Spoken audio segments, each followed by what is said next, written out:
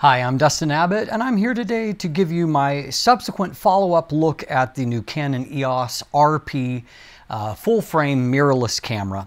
Now, if you missed my first look episode, I recommend that you take a look at that here. I gave you an overview and a comparison of, what's changed, what's different here compared to either the EOS R or, a few other mirrorless cameras. So I recommend that you take a look at that. Today, however, we're here to take a close look at the sensor performance and see, what's under the hood of this camera. Today's episode is sponsored by Skillshare, and I wish that I had known about Skillshare when I started out doing what I do. I'm largely self-taught when it comes to photography, and a lot of what I did was read a lot of articles, watch a lot of videos, and just apply myself to learning. Having access to Skillshare would have made that a whole lot easier. So in Skillshare, you have got a huge variety, over 25,000 different classes or workshops that you can take.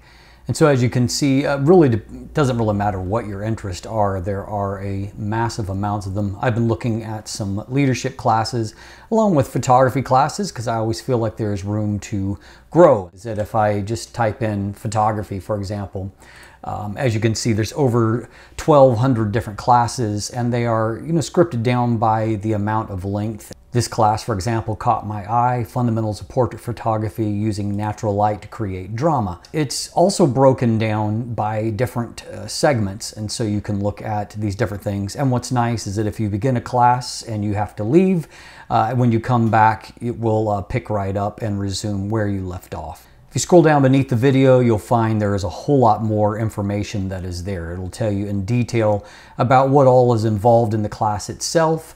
You can also find out more about the instructor of the class. Skillshare has offered my audience an opportunity to join more than 7 million people that use their service with 2 free months of premium subscription. And after that, it's less than $10 a month to have unlimited access to literally tens of thousands of videos, classes, and workshops, and so that you can both hone your photography skills or really a variety of other subjects. Now, before we jump in and actually take a look at pictures out of the camera, I do want to note that I use the Canon 5D Mark IV as a benchmark for doing this review. Now, those of you that push back and say, hey, that camera costs nearly 3 times as much. True. However, for one thing, I own it, so I have access to it, and I prefer to have a benchmark than no benchmark. Beyond that also, it is the benchmark that I've used with basically every other camera since it's been in my hands for the last 3 years. And so it means I've compared it to, the 6D Mark II, whose sensor this is borrowed from. I've compared it to the EOS R, and then of course, Sony and Fuji alternatives, Nikon alternatives. And so if you look back on my channel, there's a big frame of reference of how the 5D Mark IV performs, and thus it gives you a greater sense of benchmark of how this camera performs related to a whole lot of other alternatives. Now, before we jump in, note that if you're someone who's impatient and you don't want to go through all the steps, you just want to hear my conclusion, if you will look in the description down below, I will link to where I give you my conclusions at the end of the technical portion of the video, and so you can jump ahead to that. But if you want to enjoy the ride and see the details and draw conclusions for yourself, let's jump in and let's take a look at some images and the sensor performance of the new Canon EOS RP. All right, the first thing that I want to point out is that there is a trend here that I saw on the EOS R that's continued here, and that is that Canon has tweaked a little bit the sensitivity of its sensors. And so what I mean by that is on the left side, I've standardized everything. We've got the same lens, the EF 35mm f1.L Mark II. I've got equalized settings in terms of all the settings are identical as far as ISO, our aperture, our shutter speed for all of this. I have also equalized color balance, and so that we can have as close to apples as possible. But what you'll see is that if we look at the histogram up here, and I toggle back and forth 5D Mark IV on the left, EOS RP on the right, we can see that on the RP that the histogram moves to the right. If I click on the 5D4, it moves to the left. And so it means that we're getting a little bit brighter image. It's tuned a little bit brighter, maybe the sensitivity either through the processor or, the processes and the sensor itself have been improved to improve that somewhat. Now here at base ISO, we want to just establish a baseline for what we're looking at here, and so we will we'll try to frame these close as possible. Resolution is not identical, and so it's not going to come across identically. What we can see, however, is that despite color balance being equal, the image to the right is a little bit cooler out of the RP and a little bit warmer out of the 5D. Now we can see that, for example, in like the browns, color saturation is a little bit richer. If we look over here in the blues, I would argue the same is true here on the blues on this side. And so just looking at a few things here quickly to establish a baseline for later on when we take a look at this down the road. So the first thing we'll look at is dynamic range at base ISO. And so what you can see is that in this series, the left image is the original. This was overexposed by one stop, and then on the right in post, I have brought it back down. And so what we want to see is in areas like this, where we've got a really bright area, whether or not we can successfully recover those highlights without creating hot spots where information is lost. And so obviously with a one-stop addition, throughout this fur and in this B, everything has been recovered just fine. Also in text, we can see that everything is recovered fine in these areas. We'll now bring the 5D4 into the equation we're now at a 2-stop increase, and so we're looking to see how well we've been able to preserve those highlights. And in both cases, highlights look like they've been preserved fairly well. Here with a 2-stop, doesn't look really much different than what we saw before. Looks still nice and clean on both the 5D4 and the RP. Now, if we move on to a 3-stop overexposure, what we can see is that there's definitely some information starting to be lost. I would say perhaps in both of these. However, on the top end here, I don't think that the RP is any worse than the 5D4. Arguably, it's a hair better, although neither one of them are actually doing a credible job with this. You can see that some information is being lost. Finally, if we look at a 4-stop overexposure, you can see that we've definitely lost the battle here. There are highlights that you're just not going to be able to get back. And, it appears in some ways like the RP is trying a little bit harder, but it's not credible. It's just, it's bringing back information, but in a kind of a flawed way. Now we'll move the other direction, and so we'll start with a 1-stop of underexposure. And so in this, we're going to be trying to recover shadow information. And so, information in darks that when we bring it back, we want to see them come back without additional noise.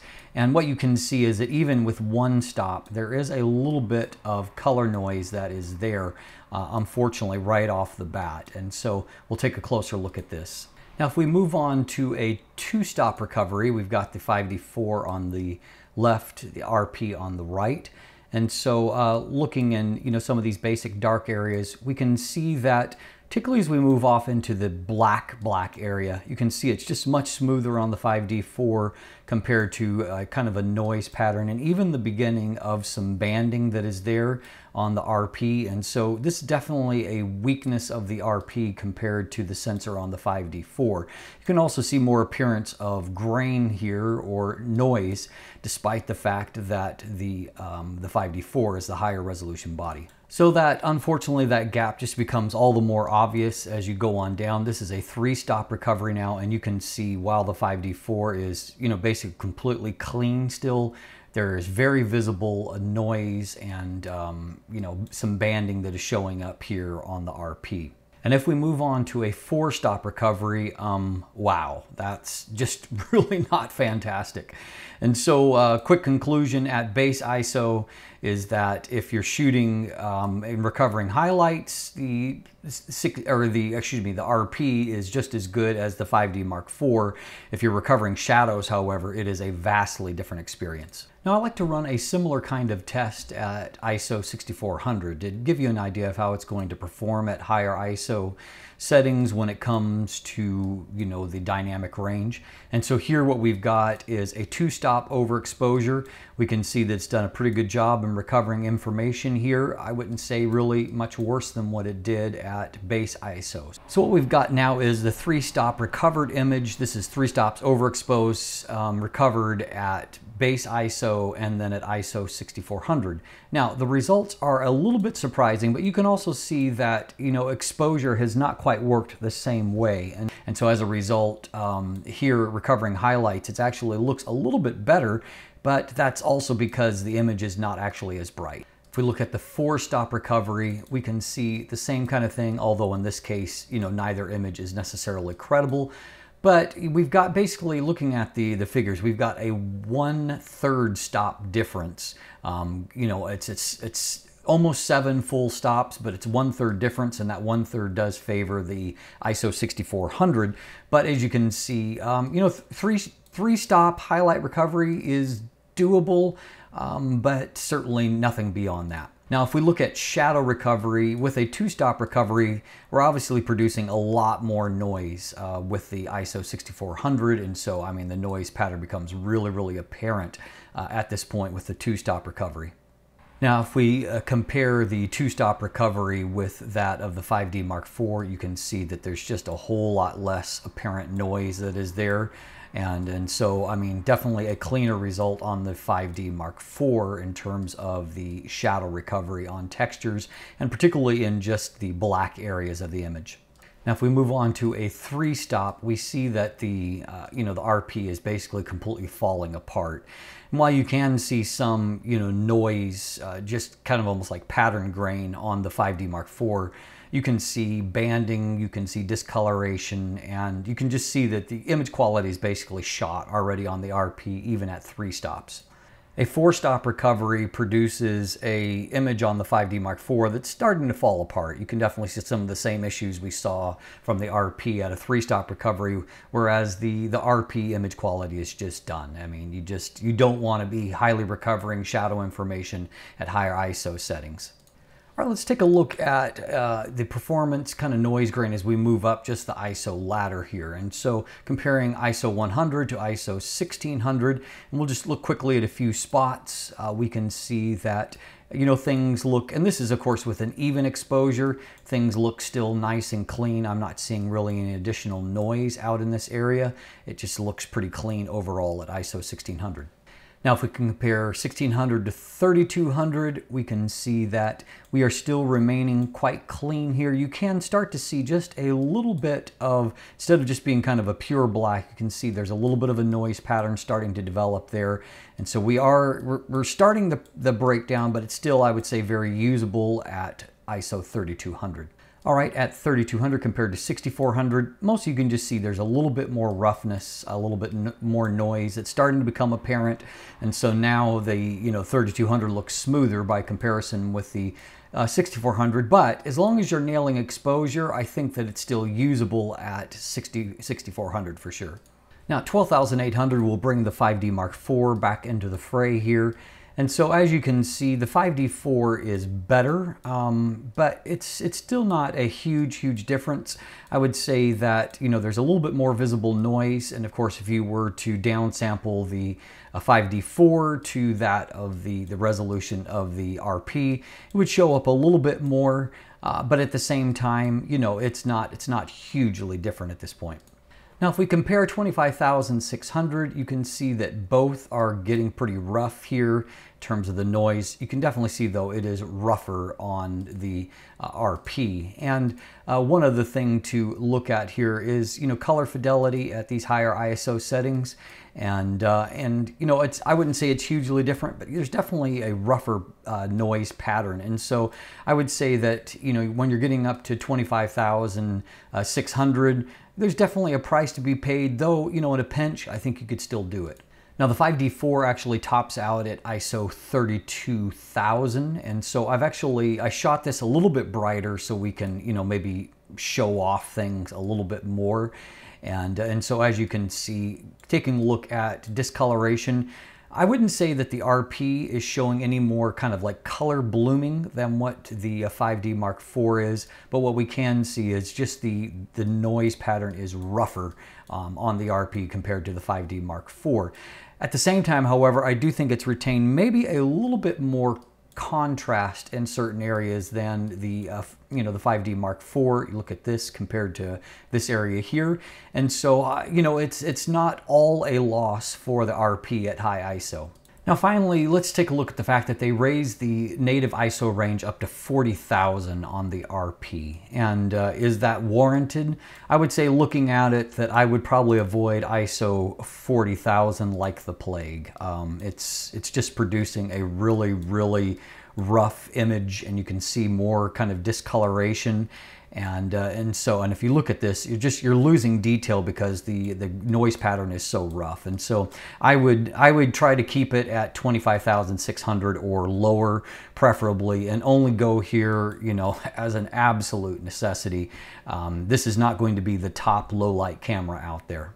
So in conclusion, there are definitely some things that we saw. When it comes to dynamic range, I would say that the RP is basically the equivalent of the 5D Mark IV and thus other Canon bodies when it comes to the high end of the range, the highlights, and they have similar limitations. And in my experience, there's more commonality in cameras in that area than there is in the shadow recovery. And that's definitely true of the RP versus the 5D Mark IV. At base ISO, the shadow recovery, unfortunately, is not nearly as good from the RP as it is from the 5D Mark IV, which means, of course, it's not nearly as good as a number of competing cameras. We found, looking at dynamic range at higher ISO 6400, that once again, we didn't really lose a whole lot when it came to shadow recovery. However, all of the negatives from base ISO are more manifest at when shooting at ISO 6400. And so we saw more color noise, more banding, all of those things. And so I would say this in conclusion: if you're buying an RP and you're watching this, you don't necessarily have to be discouraged, but I would give you a few tips. First of all, if you're shooting, you know, while with a lot of cameras, I recommend biasing to underexposure because their shadow recovery is so good and it gives you more room in the highlights to play with. But I would say in this case that probably trying to maintain a neutral exposure and even a slightly, if any, bias to very slightly overexposed, because it's better at recovering highlights than it is at recovering shadows. So that may help you. Also, because when it comes to the, you know, the high ISO performance, obviously it does a fairly decent job if you don't have to push the image too much. What I mean by that is that if you're properly exposed, you can get usable images at ISO 25,600. I wouldn't necessarily recommend pushing beyond that because I think you lose too much in the process. But I would say up to ISO 25,600 if you properly expose. If you're missing exposure, however, you're really going to pay a pretty high cost in recovering those images. So at the end of the day, I think that if you are, you know, someone that is not looking to shoot highly technical images, in that you don't, you know, need to do serious highlight or shadow recovery, particularly shadow recovery, and you know, you're just shooting ordinary images. I mean, the RP produces beautiful images, don't get me wrong. But at the same time, Canon is definitely not on the same competitive playing field with Nikon, with Sony, even with Fuji, when it comes to the sensor performance in high ISO or dynamic range performance. And that's particularly true versus Sony and Nikon, who, you know, share a lot of technology. And so I do think that for the future, if, you know, to appeal to that crowd, Canon needs to step up its game. But if you're someone who just wants to take good looking images, you're not looking to do any kind of crazy stuff in post-processing, I think the RP is going to give you a lot of satisfactory results. You can also look in the description down below to see my image gallery, to see the kind of photos I'm producing, both with the 35mm f1.8 IS lens, macro lens, but also there with some adapted lenses on the camera. So take a look at that. That may help you to draw some conclusions as well. And stay tuned for my final verdict. There are also buying links down there if you would like to get one for yourself. And beyond that, of course, linkage to follow me on social media, to become a patron, to help support the channel, and to get early previews of upcoming content. And of course, beyond that, if you haven't already, please click that subscribe button right here on YouTube. Thanks for watching. Have a great day.